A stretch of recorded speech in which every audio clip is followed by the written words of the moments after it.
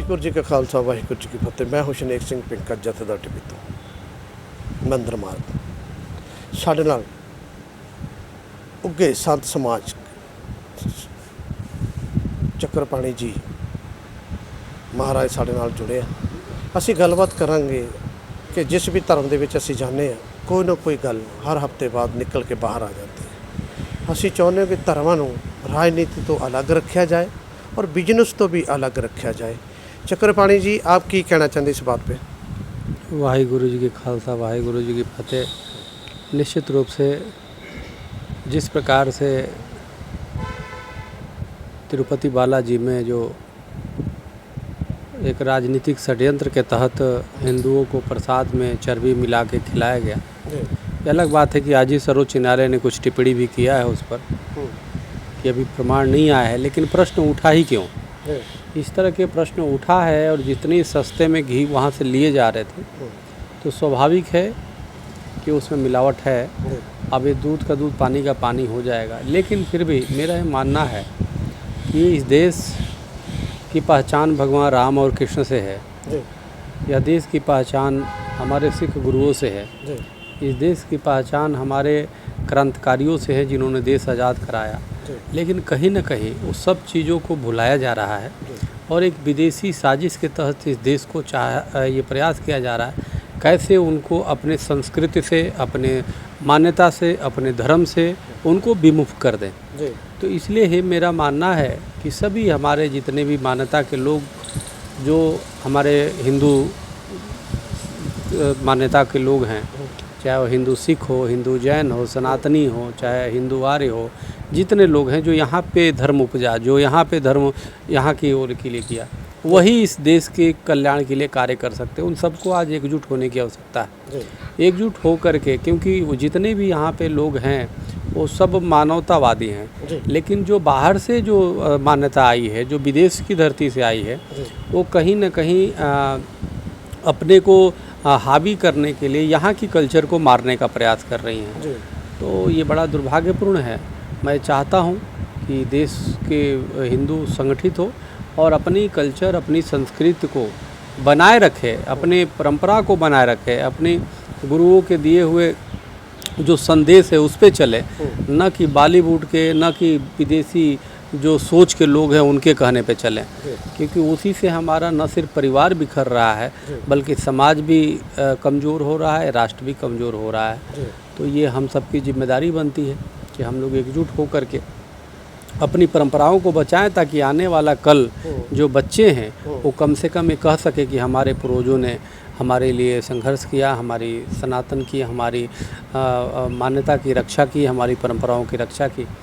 तो आप देखिए ना, जितने हिंदू सनातन के त्यौहार है उसी पे हिंदू ही टिप्पणी कर रहा है, क्योंकि उनको ब्रेन वॉश कर दिया गया। करवा चौथ जी ये तो पाखंड है। आप देखो, किसी भी आप देखो, होली को कहा जाता है पानी नुकसान होता है, दीपावली को क्या तो प्रदूषण होता है और सभी, लेकिन बकरीद को कोई नहीं कहता कि इतने बकरे काटने से प्रदूषण क्यों होता है।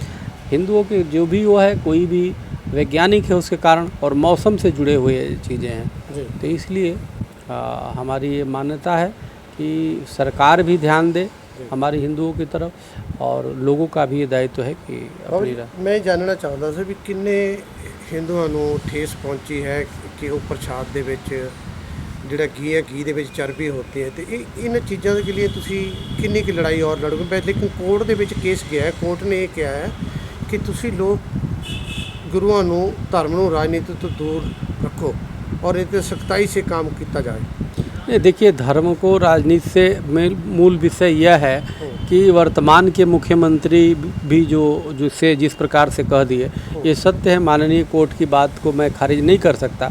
किसी को भी साक्ष्य और प्रमाण देखने के बाद उस पर वो किया जाए, क्योंकि आप देखो कि प्रसाद कई वर्षों से लोग ही खा रहे हैं, पूरे देश और विश्व के लोग। इसे भावना आहत होती है, ऐसे फील होता है कि हमें चर्बी खा लिया, गाय का चर्बी खा लिया तो हमारा धर्म भ्रष्ट हो गया। तो इस पर कुछ भी हो सकता है। 1857 की क्रांति मंगल पांडे ने गोली चलाई थी, वो गाय की चर्बी था कारतूस में लगा हुआ, जिसकी वजह से उन्होंने गोली चलाई, अंग्रेज़ों को किया, और देश के लोग एकजुट होकर के फिर देश के लिए लड़ाई लड़े। तो मेरा ये मानना है कि ऐसा न हो, झूठे किसी पे आरोप नहीं लगाना चाहिए, मेरा स्पष्ट मानना है। अगर इसमें सच्चाई नहीं है तब तो वर्तमान के मुख्यमंत्री को माफ़ी मांगना चाहिए। जी और अगर जो इसमें सच्चाई है तो जगन मोहन रेड्डी को माफ़ी मांगना चाहिए और प्रायश्चित करना चाहिए, और देश भर में घूम घूम करके जी और हर घर हिंदू के घरों जा कर के माफ़ी मांगना चाहिए। और अगर हिंदू माफ़ करे तो ठीक है, अन्यथा इनको प्रायश्चित करना चाहिए जगन मोहन रेड्डी को। जी। बाबा जी, एक मेरा छोटा ਜਿਹਾ ਸਵਾਲ ਸੀਗਾ एक है कि ਹਿੰਦੁਸਤਾਨ में ਕਿਤੇ ਨਾ ਕਿਤੇ ਕਿਸੇ ਸਿੱਖ ਨੂੰ ਟਾਰਗੇਟ ਬਣਾਇਆ ਜਾਂਦਾ ਹੈ। ਜਿੱਦਾਂ ਹੁਣ ਥੋੜੇ ਦਿਨ ਪਹਿਲਾਂ ਦੀ ਗੱਲ ਹੈ ਕਿ ਸਰੋਜੀ ਨਗਰ में 2 ਸਿੱਖ ਬੱਚੇ ਆਏ, ਉਹਨਾਂ ਨੇ ਸਮਾਨ ਖਰੀਦਣਾ ਚਾਹਾ ਤੇ ਉਹਨਾਂ ਦੇ ਨਾਲ ਬੜਾ ਭੈੜਾ ਸਲੂਕ ਕੀਤਾ। ਫਿਰ ਗੁਰੂ ਤੇਗ ਬਹਾਦਰ ਖਾਲਸਾ ਕਾਲਜ ਦੇ ਵਿੱਚ ਵੀ ਉਹਨਾਂ ਬੱਚਿਆਂ ਤੇ ਬੜਾ ਅਜੀਬ ਸਾ ਉਹਨਾਂ ਨੇ ਜ਼ੁਲਮ ਕੀਤਾ। ਕੀ ਕਹਿਣਾ ਚਾਹੁੰਦੇ ਵੀ ਸਾਡੇ ਧਰਮ ਕਿੰਨੇ ਕੁ ਸੁਰੱਖਿਅਤ ਹੈ ਜਾਂ ਕਿੰਨੇ ਕੁ ਹੋਰ ਆਪ ਸਾਨੂੰ ਉਹਨਾਂ ਨੂੰ ਸੁਰੱਖਿਅਤ ਰੱਖਣ ਵਾਸਤੇ और सख्त कदम चुके हैं? देखिए, सिख बच्चों की और सिखों पे कोई भी अगर जो इस प्रकार की क्रूरता जो करने वाले हैं वो सब पूछिए तो उससे बड़ा पापी कोई नहीं हो सकता। जो हमारे सिख गुरुओं ने जो देश की रक्षा, सनातन की रक्षा के लिए अपना बलिदान दिया, उसको भुलाया नहीं जा सकता किसी भी कीमत पे। और मेरा ये मानना है वर्तमान में भी जो पंच ककार धारण किए हुए हैं वो सब एक संकल्प है राष्ट्र की रक्षा की, मानवता की रक्षा की, और जो हमारी जो धर्म का मूल सिद्धांत है उसकी रक्षा की संकल्प का। तो इसलिए कोई भी सिखों पे अगर जो करता है तो ये गौ हत्या के बराबर पाप लगेगा, उससे भी ज़्यादा लगेगा। क्योंकि 10 गुरुओं ने अपने बच्चों को संस्कार दिए हैं, वो एक ऐसे संस्कार जो धर्म की रक्षा करने वाले हैं, उससे वो एक धर्म के प्रहरी हैं।